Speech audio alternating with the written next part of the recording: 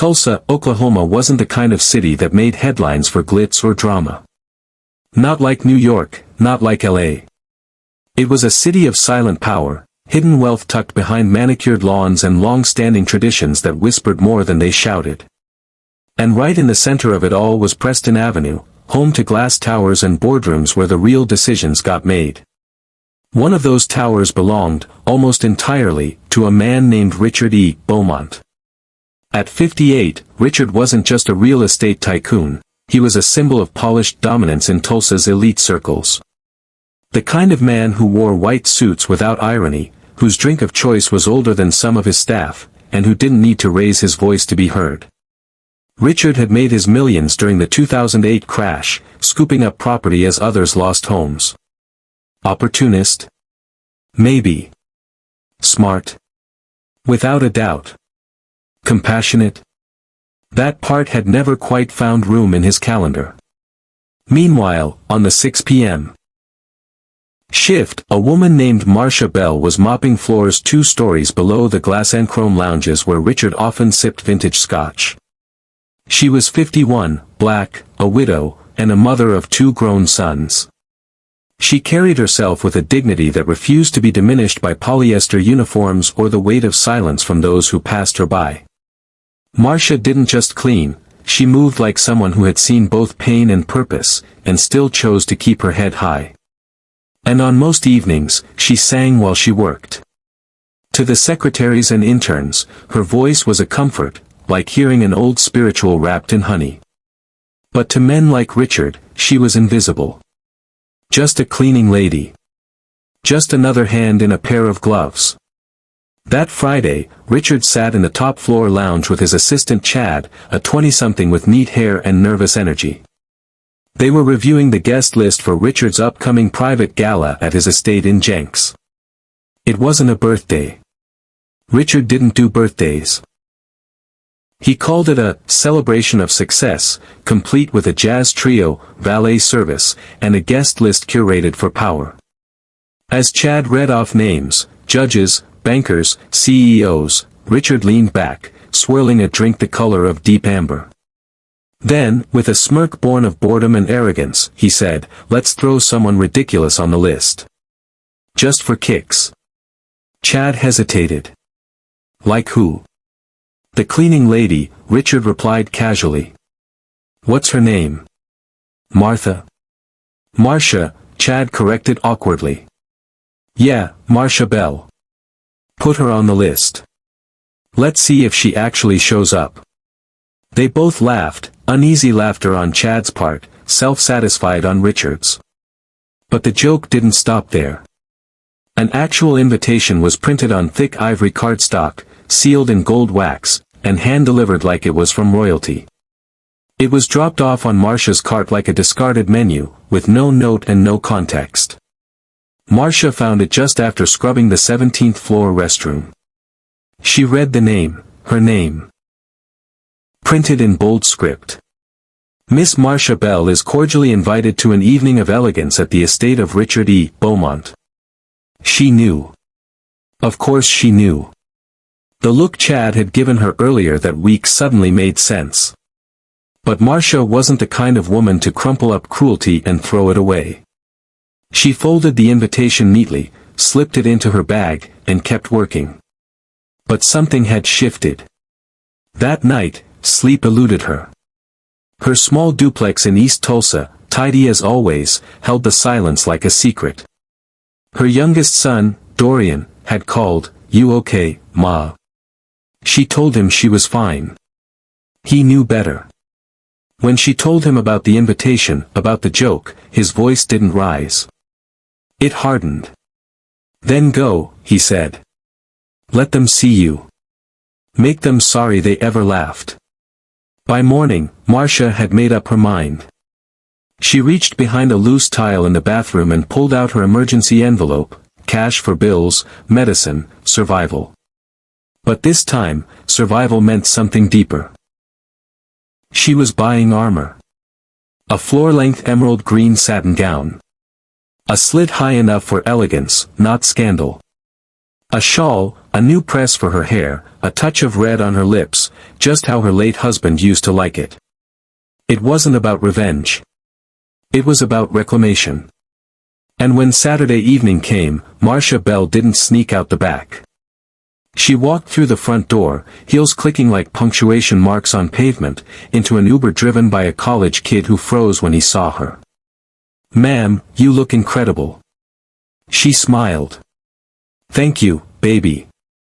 The Bowmont estate loomed ahead like a fortress of status, an expanse of manicured gardens, marble fountains, and polished stone that shimmered in the setting sun. The Uber curved slowly down the winding drive, headlights cutting across tulip beds and trimmed hedges. It was the kind of home built not for living, but for being seen. And tonight, it would witness something unforgettable.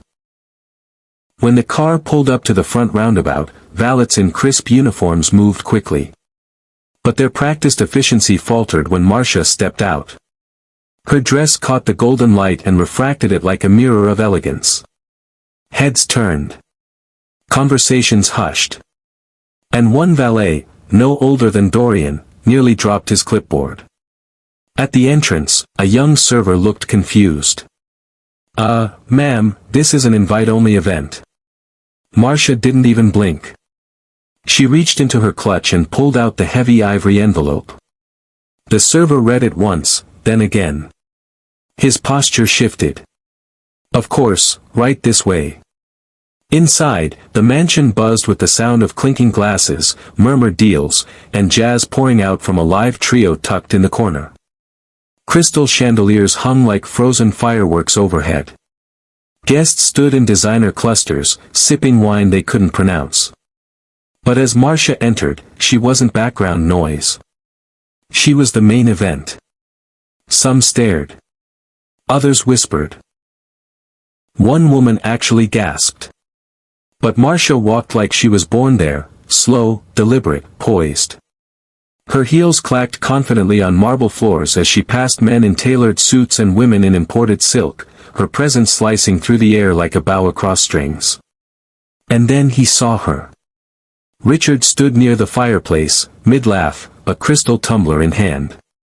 The laughter died in his throat the moment Marsha entered. His eyes narrowed, not with anger, but with disbelief. The joke had come to life. And it was stunning. She met his gaze, then looked past him. That should have been the end of it. But it was only the beginning. Part 3, the shift. The room didn't quite stop when Marsha walked in, but it staggered. Like someone had dropped a truth in the middle of the floor and everyone stepped around it, unsure of what to do next. Eyes followed her. Mouths whispered behind champagne flutes. But Marsha never once broke stride. She walked the length of the grand foyer and into the heart of the crowd with the steady rhythm of someone who belonged there, whether they accepted it or not. And it wasn't long before she was noticed by someone who did. "Marsha? Marsha Bell?" The voice cut through the murmur like a warm memory. A woman in a champagne-colored gown swept toward her, arms open. It was Loretta Franklin, a well-known real estate agent and former choir soprano from St. Elmo's Baptist. "Girl, you look like a whole queen out here. What in the world are you doing in this place?" Marsha smiled softly. "Apparently, I was invited." Loretta narrowed her eyes, then glanced over at Richard, who stood across the room, visibly tense. She said nothing, but her expression said everything. That moment cracked the tension. Guests who'd been content to judge from a distance began to drift closer, curiosity outweighing discomfort. Some were fake, smiling tightly, offering backhanded compliments, but a few were genuine. Drawn in. And with every minute that passed, Marsha's circle grew. She didn't brag. She didn't posture. She told stories. She listened. She laughed, and others began to laugh with her.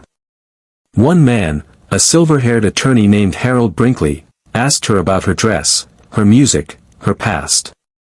When he found out she used to sing in church, his eyebrows lifted. "So you sing?" "Used to," she said with a shrug. "Now I just hum while I mop." Something tells me you do more than that. She gave a small, knowing smile, but behind it was pain. You'd be surprised how quickly folks forget what you're capable of when you start cleaning up after them. He looked at her a moment longer than was comfortable. Not tonight. It wasn't just conversation, it was connection. And across the room, Richard could feel it. He tried to laugh louder. Poured himself another drink. Gathered his regulars, bankers, lawyers, investors. But every time he turned around, Marsha was there. Not in his face. Not making a scene. Just, there. Drawing people in. Owning space he didn't give her but couldn't take back. He cornered Chad near the patio, his voice low but sharp. Why the hell did you actually send her the invite? Chad flinched. You told me to. I didn't think you were serious. You think she didn't know it was a joke? Chad looked down. She looked at me that day like she knew. What was I supposed to do? Throw it away in front of her? Richard muttered a curse and threw back the rest of his drink. But it didn't help. Nothing did. Back inside, Marsha was describing how she met her husband in a greasy spoon diner back in '92. Her voice was soft, but it carried. A woman nearby teared up.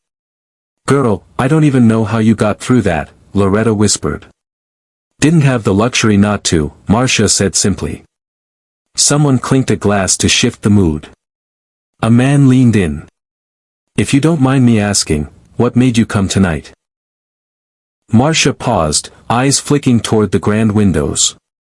Because someone thought I wouldn't. She didn't name names. She didn't have to. There was a silence after that. Not awkward. Reverent. A few people nodded. One whispered, good for you. Then Richard re-entered, scanning until his eyes landed on her. Can I speak to you for a moment? He asked tightly. Marsha rose without hesitation. Of course. They stepped into a hallway near the guest bathroom. The walls were quiet, the tension loud. Look, he began, already defensive, I didn't mean for any of this to happen. It was a joke. Maybe not a good one, but... Marsha met his eyes. You mean, I wasn't supposed to show up? He flinched. That's not what I said. It's what you meant. A beat of silence. You're making this awkward, he muttered. No, she said gently. I'm making it honest. She stepped closer, not threatening, but unshakably firm. You're not uncomfortable because I'm out of place. You're uncomfortable because I belong here, and you didn't plan for that. Richard blinked, mouth open, words stuck. You didn't think someone like me could walk through that door, wear a dress better than your date, or stand tall without apologizing for it. You invited me as a punchline. And now you're the only one not laughing. He looked away. Enjoy your party, she said, and turned to walk back toward the music. But it wasn't his party anymore. Part 4, the voice in the room. It was getting late, but nobody seemed eager to leave. Guests were leaning deeper into conversations, heels slipped off and tucked beneath velvet benches. The music softened, as if the walls themselves were leaning in to listen. Then, someone asked the question that shifted the atmosphere yet again. Can you sing something? It came from Harold Brinkley, the lawyer with soft eyes and quiet presence. His tone was gentle, curious, and the room responded. A few murmured in agreement. One woman added, please, if you don't mind. Marsha looked up from her seat. Surprised. Humbled. Caught off guard in a way that almost made her retreat. She hadn't sung in front of people in years, not since her husband's funeral. Her voice had carried grief then, not melody. It had shaken loose something in her back then, something she never quite pieced back together. Since then, her singing had belonged only to herself and the empty hallways she cleaned. But Dorian's voice echoed in her mind, make them see you. She stood slowly, adjusted the emerald shawl over her shoulders. A hush fell. Even those across the room turned at the movement, sensing a shift. No one reached for their phones. No one dared to whisper. She cleared her throat. Closed her eyes. And then she began, "I won't complain." At first, it was low. Raspy. Like a fire just starting in the belly of the night. But then it filled out, full, rich, trembling with life and loss. Honey poured over warm cornbread. Velvet wrapped in pain. It was not just a voice, it was a history. A prayer. A sermon. A life. The room was still. The chandeliers might as well have stopped swinging. No glasses clinked. No murmurs passed. Just that voice. Each note carried weight, of 3 a.m. shifts, unpaid bills, moments of quiet strength, years of being seen but not really seen. When she hit the second verse, something cracked, not her, but the people listening. You could feel it, the swell of unspoken truths pressing against ribcages. Some guests wept openly. Others sat straighter in their seats like the sound had straightened their own spines. One woman whispered, "That felt like my grandmother." Marsha's eyes stayed closed until the last note, a tremble on the edge of silence. When she opened them, the room met her in reverence. People weren't clapping. They were crying. And not the curated, fragile tears of rich women at charity luncheons. These were real. Uncontrolled. Embarrassed by nothing. Someone said, "She just took me somewhere else entirely." Marsha sat back down softly. She didn't smile. She didn't bow. She folded her hands in her lap and looked at the floor. It was never about the applause. Then, someone approached. Not to ask who she was. But to say, "Thank you." Then another. And another. Even the woman who'd gasped when Marsha first arrived stepped forward, cheeks red with guilt. "I was wrong about you." Marsha nodded. "You were wrong about you, too." In the corner of the room, Richard stood frozen. He didn't interrupt. Didn't make a toast or attempt to reclaim the spotlight. He couldn't. There was no recovery from this. No clever line to cover a soul-level shift. Because the room didn't belong to him anymore. It belonged to her. And for the first time in his long career of controlling rooms, Richard Bowmont had no idea how to exist in one that didn't revolve around him. Part 5, The Aftermath. The party didn't end. It dissolved. One by one, guests slipped out, not in haste or scandal, but in quiet reflection. Some walked barefoot, heels in hand. Some held hands with people they'd only just met, still caught in the shared silence Marsha's voice had created. A few stopped to hug her on the way out. Others offered a single nod, the kind that says, "You changed something in me, and I'm not sure I'll ever forget it." Outside, the valet line moved in slow motion. The usual soundtrack of laughter and shallow farewells was replaced by headlights slicing through the dusk and the sound of soft car doors closing. The night had shifted something in everyone. It wasn't a celebration anymore, it was something heavier, something holy. Inside, Richard stood near the fireplace, staring into the last of the embers. His usual drink sat untouched on a side table. His reflection in the polished glass didn't look like a man in control. It looked like a man realizing he never really had it. Chad approached quietly, holding 2 coats. "You want me to call it a night?" Richard didn't respond right away. He blinked at the fire. "How long was she here?" "Marsha?" He nodded. 3 hours, maybe 4. Richard let out a breath, one that seemed to deflate him. That's all it took. Chad shifted uncomfortably. "She didn't do anything wrong." "I know." He looked around the room, at the marble floors he made people take their shoes off for. At the vaulted ceilings he paid to have painted in imported pigments. None of it felt impressive now. Just expensive and echoing. Then, almost as if confessing to himself, he asked, "How long has she worked in that building?" Chad thought. "Since before I started. At least 10 years. 10 years, Richard echoed, like the words were foreign. 10 years of cleaning, scrubbing, wiping down messes she didn't make. Listening to conversations she wasn't part of. And still showing up. Every single day." His gaze drifted to the hallway where she had stood earlier, voice unwavering, truth cutting. "I don't even know her birthday." Chad didn't respond. There wasn't anything to say. Meanwhile, Marsha sat in the back seat of her Uber, heels off, green dress folded gently around her like a memory.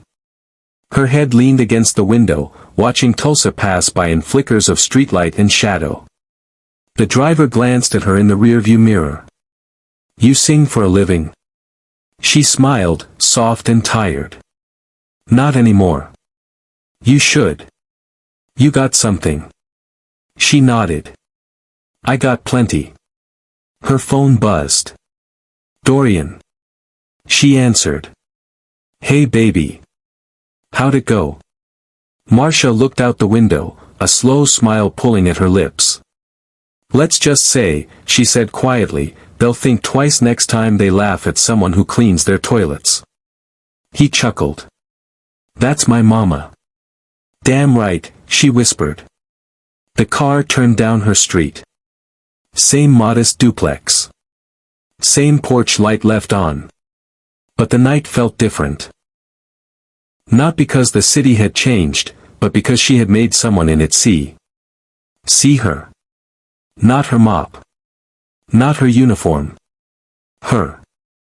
And once seen, she could never be unseen again.